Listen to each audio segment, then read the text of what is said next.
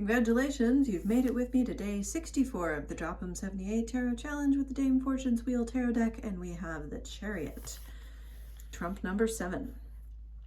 This image depicts a pageant wagon that served as a stage for medieval plays, sort of like a float, but maybe it would be like parked for a couple of days while the plays were going on.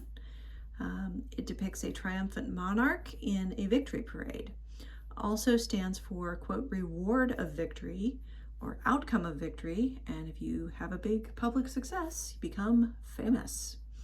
Sometimes depicted with a female allegorical figure riding the chariot representing fame. And Houston gives us quest as the primary keyword.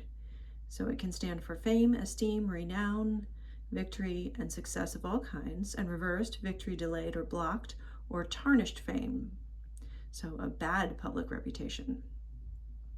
The detail I picked out in this card, even though Houston doesn't really mention it, is that this figure is holding reins on these horses, and very few chariot cards ever do actually depict anything connected between the driver and whatever's pulling the chariot. And esotericists love to get their hands on that detail and make a big deal out of it. So I think it's really cool that Houston actually does include reins in this case. For my day, I would say that my quest for a component of my homework assignment for the class I'm in took a bit longer.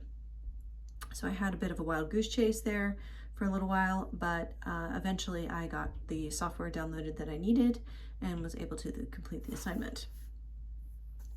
My discovery for Waite's image here, you can see he has sphinxes instead of horses, and that's not uncommon. There are some older tarots from like the 1650s or so that do introduce sphinxes instead of known animals.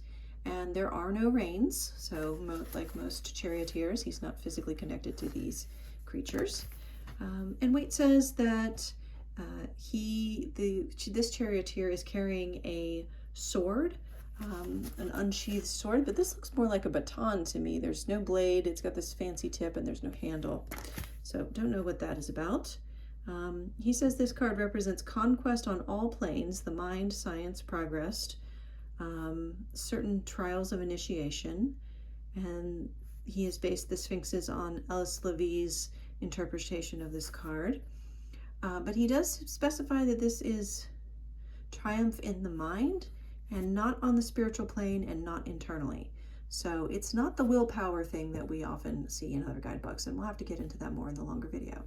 Hope you have a good night, and I'll see you later. Bye-bye.